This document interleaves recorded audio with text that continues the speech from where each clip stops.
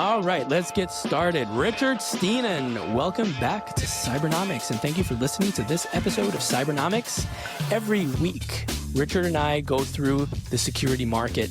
You can call it a market watch if you like.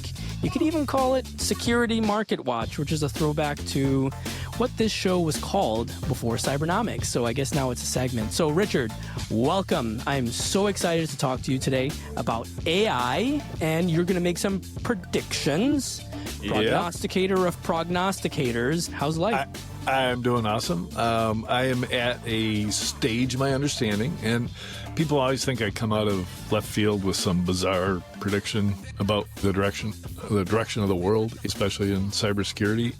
And it's not true. It takes me years. But when it happens, and it's pretty overwhelming. So that's what I hope we get to talk about today. And I wanted, stage setting, take you back to 1992 when I was reading an article in something called Midnight Engineer. And the editor of that magazine was interviewing somebody who had a side project that was the midnight engineering part. And he asked, what's the most critical thing that helped your business? And the guy answered, the internet. And I remember scratching my head going, what's that? And within 6 months, I had become an internet convert and had started RustNet, an ISP. And that was my full-time job. I dropped all the automotive engineering I was doing and just went full in. This was going to change the world, and I knew it, and it was clear as anything that this was the biggest thing of my life technologically. So that is what I've had the feeling of ever since ChatGPT came out. I've written that. If you're a reader of my Substack, I'll say how important this is, and everybody should pay attention to it, etc. It's only been with us since, November 30th of 2022. So it's still not 3 years old that we've had large language models that do what they do. And they have been increasing, and I've known this because I've written about this as well. They increase in intelligence 10x every 12 months, which is pretty phenomenal. That alone is enough for you to go, I should pay attention to this. If there's something that I want to do with AI, but it's not ready, well, try it again in 12 months because it'll be 10 times more intelligent. So well, try it again in 3 weeks. 3 weeks. In some cases. Yeah, because it could be that jump of 10x that happened in that 3 weeks. So keep your eye on it. Well, I finally became aware of something that was published way back April 8th, so 10 days before we recorded this. And it comes out of, one of the Rationalist Society thinkers, and they put together a scenario using tried and true scenario planning techniques, and backing it up with all the graphs and probabilities and all the rest of that. But anyway, some super, super intelligent people got together, looked at where AI had come from in such a short period of time and where it was going, and came up with AI 2027. So their prediction for the next 2.5 years. And it's pretty mind-blowing when you look at it, to the point where you may dismiss it because they take it to its logical extension. Things like the human race being wiped out by the AIs, which I know is a big fear amongst AI researchers, especially in California. They think that way.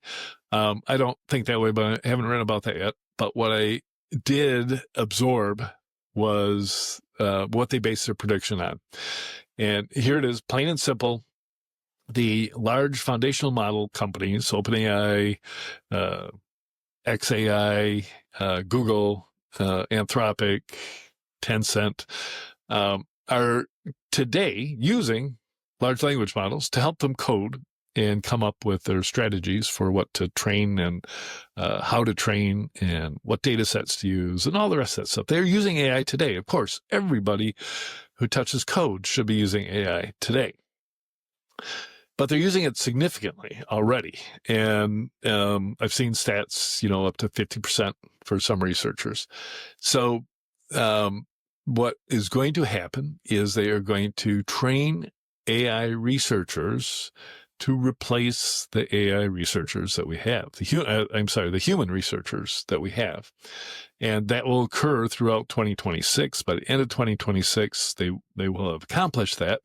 So large language model developers like OpenAI will have automated AI bots that are doing the work. And then it just takes off, right? Because now they can iterate. They work 24/7. They can have 1 million workers doing this work, trying different scenarios, trying to come up with innovations. Maybe they'll come up with the next transforms. Who knows? Would it be fair to call that critical mass? Like, would you have hit critical mass at that point? And can we also use the S word, the singularity? Yeah, we try not to. Yeah, these guys are basically backfilling into the singularity. That's correct. Yeah. Maybe it's the beginning of the singularity. Yeah. I got to get Ray Kurzweil on this podcast. We really should. Yeah. So they give a nod to Ray Kurzweil, and there's excellent podcasts with the two of the authors of AI 2027. One, you'll recognize the story, Daniel Tayo, who was at OpenAI in the safety side of things. He didn't like what was going on, didn't think that they were going to do a proper job of thinking about safety. So he quit. And then when presented with the non-disparagement agreement that all the employees got when they quit, which basically says, if you disparage us, you don't get your options. We claw them back. So in other words, if you say anything bad about us, we're going to, take hundreds of millions of dollars from you, right? Which is how valuable that stuff is. So, but he made the conscious decision to go, okay, I'm sorry, but I'm not going to sign it. And luckily, AI or OpenAI backed down, and now that clause and that practice has been absolved. So he's still got his options, and now he's free thinker. He's independently wealthy. He's in pretty good shape. So he's one of the authors, and he's on this amazing podcast. And then amazingly, Scott Alexander is on the podcast. Scott Alexander is known to every techie. He's the author of the Astral Codex 10 blog, and he covered his wide gamut of technology and psychology. He is a psychologist. Seems fairly young to me. He's probably older than you. But he's been around blogging for a long time and is obviously super, super smart. And he's never been on a podcast before. So I'm writing this up, and you can follow the link from my Substack post to this 3-hour podcast. And it'll blow your mind, the depth at which they go. But anyways, long story short, I decided to take their assumptions, ignore their conclusions about what happens after 2027. But for now, take their assumptions and apply them to what's going on in cybersecurity. So that's why I'm so excited to talk today. Awesome. A lot to unpack, especially when it comes to cybersecurity. How does that affect the cybersecurity market? And how do we go forward? Do we step carefully? Do we, go all in and put all our eggs in the AI basket? We'll find out. So when I think about AI, the first thing that comes to mind is what's going to happen to jobs? What will happen to people's jobs, especially when it comes to the SOC, right? When I think of an application that is ripe for AI, not necessarily the coding. So the coding, obviously, there are lots of cybersecurity companies that are going to be using AI to write their code and all that stuff. Let's set that aside for a second. But when it comes to the heart of security operations, the SOC, if you don't know what that is the Security Operations Center. That's kind of the lifeblood of cybersecurity. When you hear cybersecurity, most people think of someone in a room full of computers, and they're looking at stuff on screen, logs that are popping up, and there's an alert that comes up and says, intruder, intruder. That's not the way it really happens. The SOC analysts are often going cross-eyed looking at the logs, and they'll see something that's anomalous, and they'll report it, and it goes up the chain. And if it's bad enough, it gets to the CISO. And then if it's really bad, if there's someone in the system, then the security security team takes action. As you might imagine, that process takes a lot of manual effort, and it's really easy for humans to miss an event, right? So in the SOC, we're seeing AI being used as a way to not miss anything, basically. And AI has kind of been in the SOC for a long time when it comes to trying to, do false positives, false negatives, correct errors when it comes to flagging things, because oftentimes the system might flag something that's not bad, or it might miss something that is bad. But now we're seeing a new iteration where the SOC analyst is getting the support that they need. Where do you see the SOC going forward with AI? Is it going to replace the SOC analyst? Or do you think that there are going to be SOC technologies and SOC vendors that are completely humanless or nearly humanless? I mean, how far can we go, and what is the logical end of this technology? Yes, I take it to its logical conclusion, in that the SOCs will be unmanned, unpersoned, I guess we should say. They will be fully automated, and starting with the triage. So we already have, I count 15 startup vendors, most of them by far less than 2 years old, who are working on this and able to demonstrate in some way that they've got something, right? But they're very, very small. The biggest one is Exaforce with 46 people. So they're not, selling or getting traction yet. I am on record saying that by the end of the year, they will get traction, and large enterprises will start to use them to alleviate the burden pressure on the so-called tier one SOC analysts, the people who look at this, giant list of critical things they have to pay attention to, and they quickly go through them, yes, no, yes, no, yes, no. Which ones should we look at? They dig into a few of them. Some of them, they go, ooh, this looks really scary, and they escalate it to the SOC 2 analyst. So far, most of the talk and most of the claims from these vendors, they're not saying, they do not go out there and say this is the end of the world for SOC analysts. They say we're augmenting them, and we're helping with that triage problem. So and none of them even use, I'm waiting to hear it for the first time, 100% triage. That's, to me, is a game changer, right? If you could say every single alert generated by your SIM, which of course is, a collection point for all devices that are logging and alerting. Every single one of them is looked at and, deemed okay, false positive or normal and not a threat, whatever. And the ones that are actually threats are highlighted quickly, and maybe some action is taken. That is going to be happening by the end of this year, 2025. And to the point where some of those companies, 15 of which I can show you on the screen here, are, still very small, but at least one of them, I believe, will be valued at over $1 billion before the end of the year.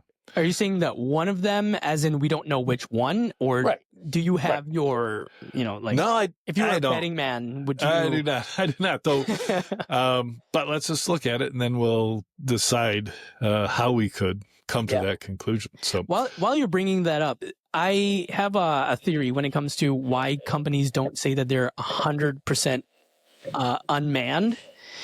I think that the narrative right now, when I ask anybody, will AI replace your jobs? The narrative right now is AI will not replace your jobs. It will make what your team does more effective. It's going to help them work faster, more efficient, be more productive. So productivity goes up. So then the vendor coming in is now seen as a revenue driver. Is going to help you drive revenue, right? Or cut costs. Helps.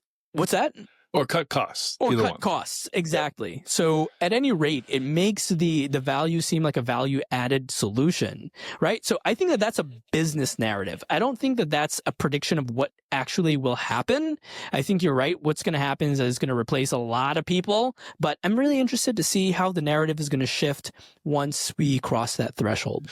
And all we have to do is ask Gary Kasparov, who I actually saw speak at a Cyber Reason conference of all things. And I think Cyber Reason very pointedly brought him in as a speaker because he's arguably the first person to lose his job to AI, right? Even though... How? Could you walk me through that story? I'm not familiar with it at all.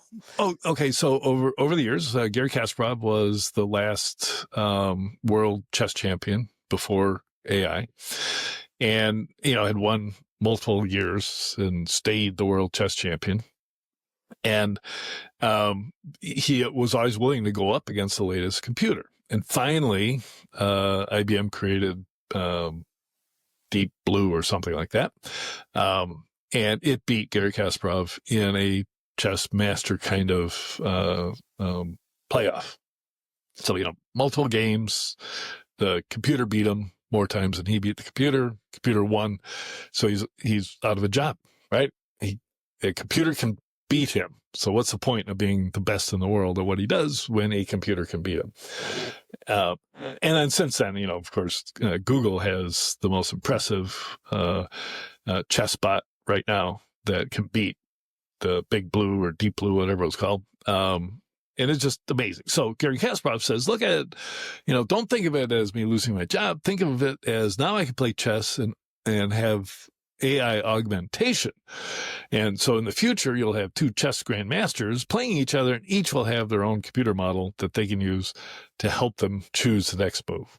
Which is that's brilliant because it takes them out of the seat of a tactician and puts them squarely in the seat of a strategist, which is what chess is all about. Yeah, totally. Except that never happened. That does not happen, right? And yet, after one of my favorite movies, The Queen's Gambit came out, chess just took off. There are more players now than there ever have been in history. And chess.com continuously has problems keeping their servers running because there's so many people playing games. So it's okay. Does he have his job again, or? I don't think so. I think he's a political pundit now. He's too busy slamming Putin in Russia. Instead of pushing chess pieces around, now he's commenting on how world leaders are pushing people around. He has direct experience, because he became grandmaster in the Soviet era, and then saw the changes until Putin took over. Is he like on RT or? No, he's not. He lives in the United States now. He's not welcome in Russia. He's considered a dissident. Oh, so it wouldn't professional be on dissident. RT. Yeah, they swapped him out with Jesse Ventura. Okay, anyways, what do you got for me? Okay, so we are looking at search results on what I call SOC automation, which sounds really boring compared to the fact that it's part of the AI security world. There are 96 companies in AI security. Most of them do, governance and guardrails, essentially DLP for AI. And a few of them, like Protect AI and Prompt Security, protect models, which I didn't think was a thing, right? It's like the models, the people who create the models are only like 7 companies that make models. Mm-hmm. Boy, was I wrong, right? There's over 1 million models in Hugging Face, and people download them and use them all the time. And GM alone supposedly has 300 models that they're using. So yes, there's a business for protecting people's large language models internally. Protect AI is undergoing a rumored takeover by Palo Alto Networks for between $600 and $750 million. They've still got under 50 employees. So makes my prediction of $1 billion valuation company seem a little, not far stretch by the end of the year. And yet nobody else has predicted that. So it's going to happen. As I just did, I sorted on headcount. So these are the 15 vendors that currently going to market with, hey, we do SOC automation. We're creating agents to replace your tier 1 agents. And Exaforce just announced yesterday $75 million investment. And I don't know what the valuation was, but probably not $1 billion just yet. They only have 46 people, and yet they've grown 18% so far this year. Or DropZone's grown 34%. So they grew a third from so far this year. Do you think that number is going to drop or increase that 46 headcount? Oh, it's going to go up dramatically. Do you think even as they add more agents and robots, do you think there's a CEO out there that wants purposely to keep the headcount low? Yeah, so they're going to need the engineers, and right now they don't have superintelligence. Within a year and a half, they will, and then they can stop hiring engineers. But right now they need salespeople. Right? There's no way you can get to $1 billion in revenue in 18 months. Yeah, you don't do it WizDid, right? Yeah, unless you have, unless the contracts, the deals are just like massive. Right. But yeah, until then, you got a point. You're going to need sales guys. You only need 10, $100 million deals. Mm-hmm. That's one way of thinking of it. That's a good, that's a good way. Those sales guys are going to be happy. Yes. Oh, yes. If you're on this bandwagon, that's one of the few ways I can think of to profit from all of this. If you're not in a position to start an AI security company, just go into sales. Yeah, be in sales at one of these, because people will just buy it, right? The demo will be so easy, right? Hey, give me your SIM, give me a API access to your SIM, and we'll start solving all your problems. It's right away. Time to value, incredible. Yeah, it'll be okay. You can't unplug that. Where do we sign? Yeah, kind of thing, right? Because the value is just incredible. So a lot of cool companies here. And I've only talked to a handful of them. Some of these, just have the right DNA, the right people. Method Security, just got people, from the NSA working at it. It's pretty dang cool.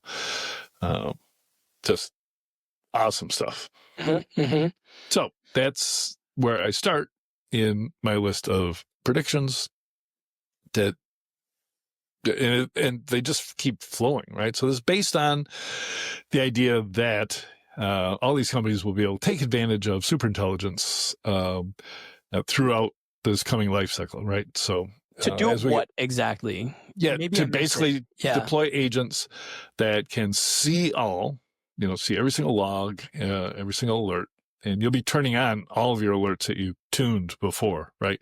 So now you want everything. You want to know who's getting email from where, and you want all of that, and you want it all in one place, and the AI will be able to parse that and determine what's going on, determine when it's an attack of any sort. You can personally get a feel for this if you go to ChatGPT. Next time you get a phishing email, look at you just look at the verbose mode, where you can see all of the HTML that came with the email. Cut and paste that into ChatGPT and ask it to analyze it for you, and it will tell you everything, right? Like, I know a few people who can read that stuff and tell me why the DMARC matters and all these things add up to this is a phishing attack. But John Smith in accounting isn't going to be able to make sense of it.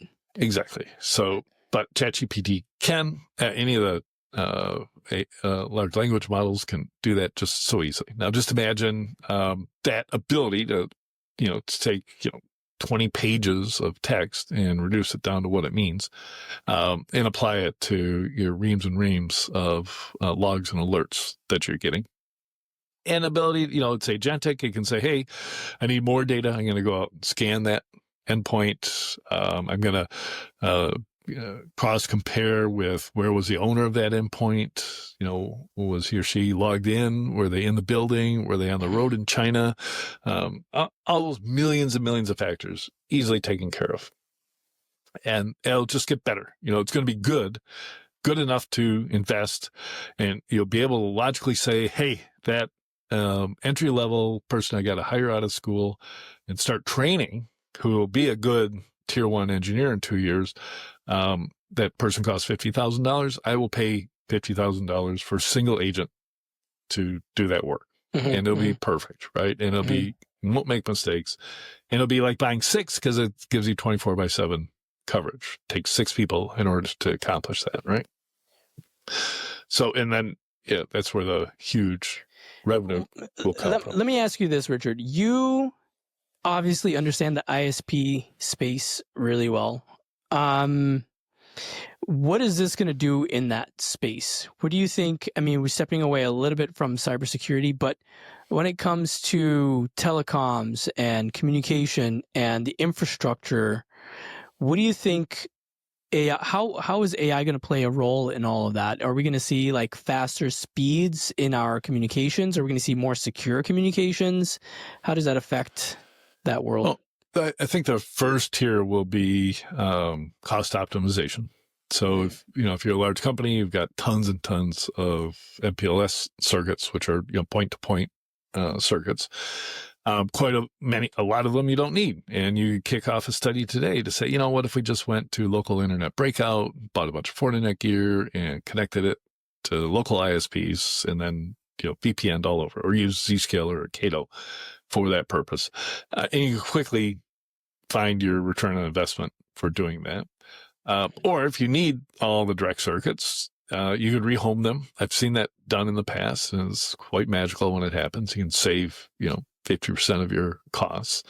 But don't forget, that's what all of your network engineers actually, the old guys, as old as I am, that's all that they're hired to do in the first place. Yeah. So they've been Are around those for a while. guys going to be out of a job? I mean, I think they're already becoming a little.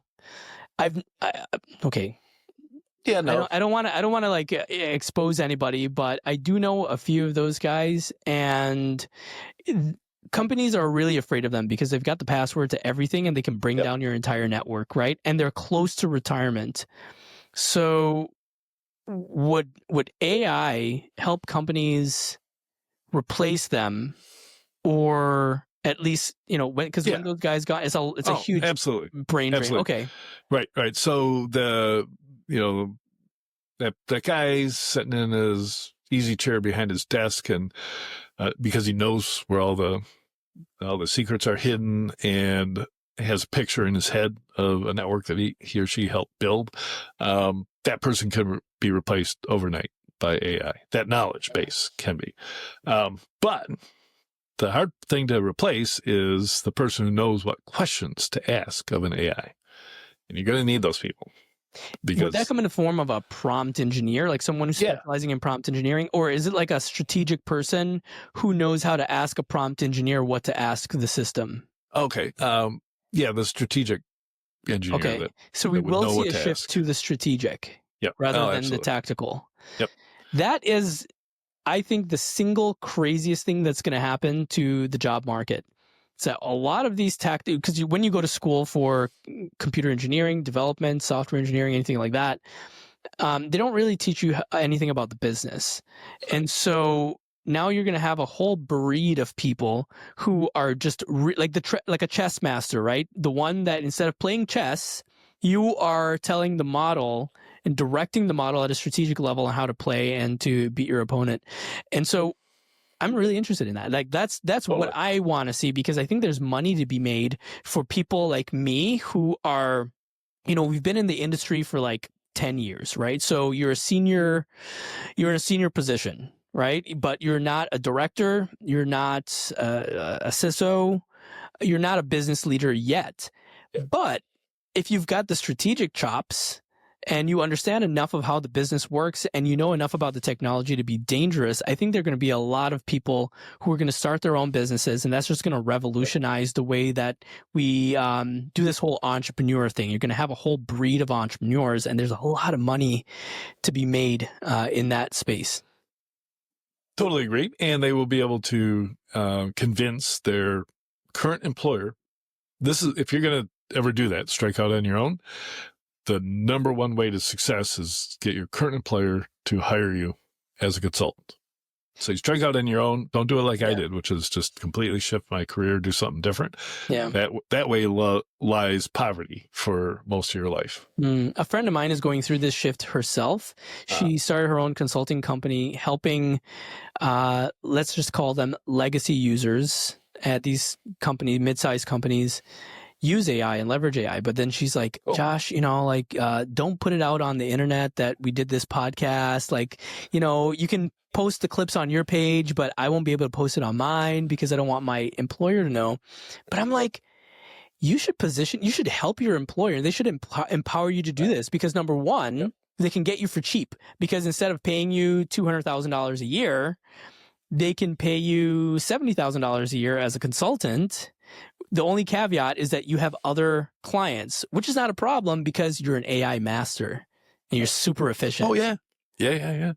My daughter got a job at Michigan State, and because her brothers and a little bit her father are involved in AI, she's like all over it. And she's in particular with the challenges that academia has with AIs, right? They're very resistant to the whole concept, right? They're just against it. And so even the people that were supposed to be the academic experts on AI within the state school system don't want to tarnish the reputation by saying it's good or that we should do it or anything like that. So all of a sudden, my daughter, who lives in the world of IT, she's in their department, has become the go-to person if you got questions about AI. And she's just having time of her life, going around and training people and showing them what they can do and talking them off a cliff when they say that, oh my God, my students cheat. And, yeah. Honestly, those of us who've been in AI for like from the beginning, I was with ChatGPT from literally like ChatGPT version 1. Wow. And I remember back then blowing people's minds, and we're having a field day. These people that are like have been doing it for a long time, because now we can say, yeah, I remember 3 years ago when you said I was crazy for suggesting that a robot's going to be able to help your kid with their homework. And, they were like, they're not really going to replace a real tutor. And it's like, download ChatGPT. It will run circles around any tutor. So now we're having a field day now that we've been proven right. And in some cases too right. So let's wrap up with this. Good segue. What are the dangers of this technology? Once we hit critical mass, and the robots start to, when we hit super intelligence, as we're calling it, what are some of the dangers of that? I don't want to go beyond the impact on the cybersecurity industry, but I have thought about that, right? So we are going to get really good at stopping cyber attacks.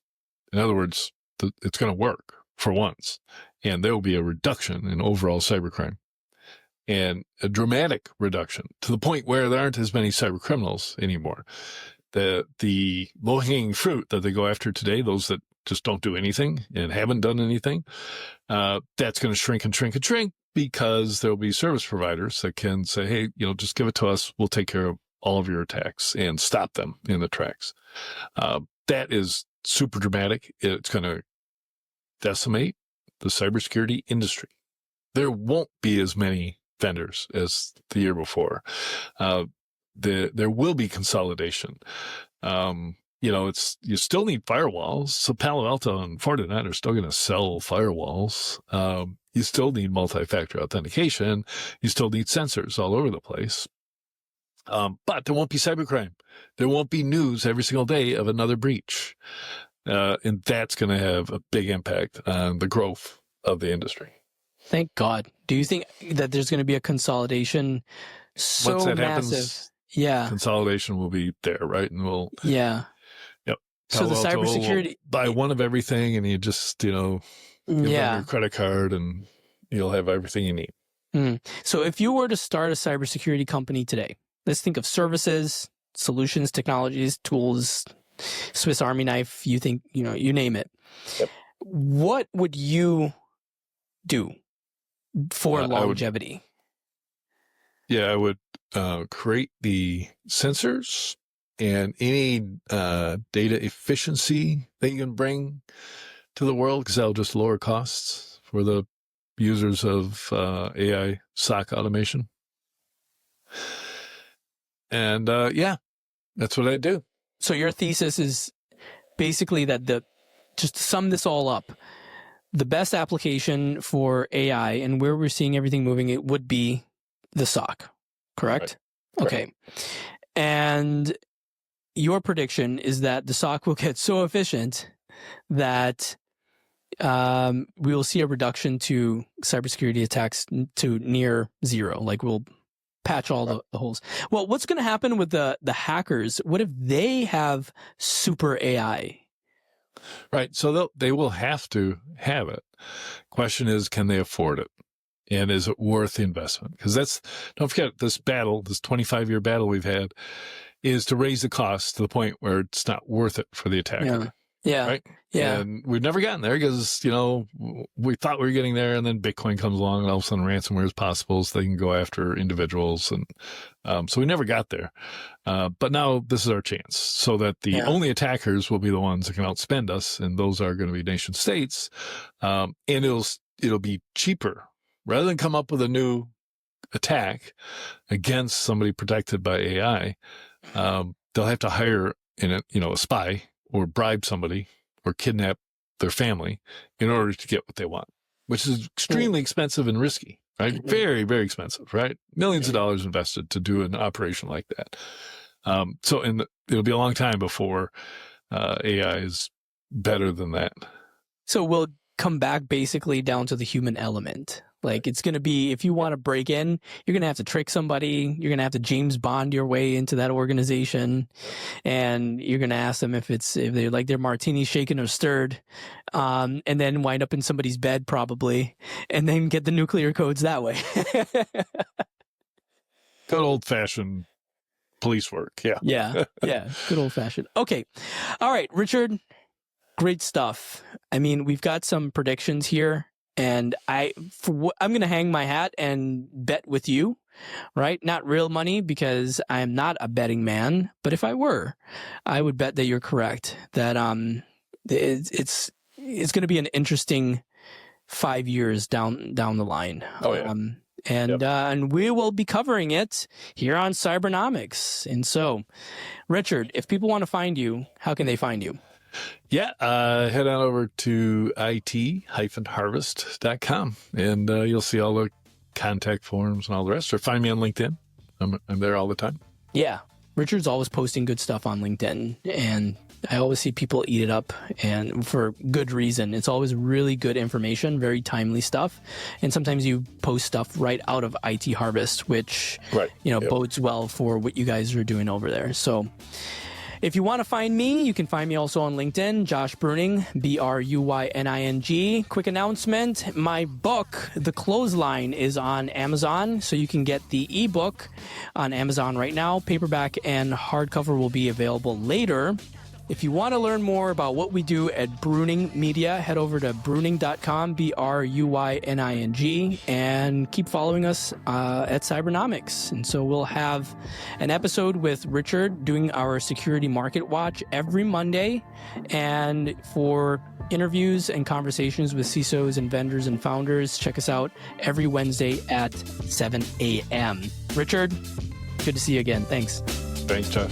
All right. Thanks for listening. Bye. All right. Hit stop.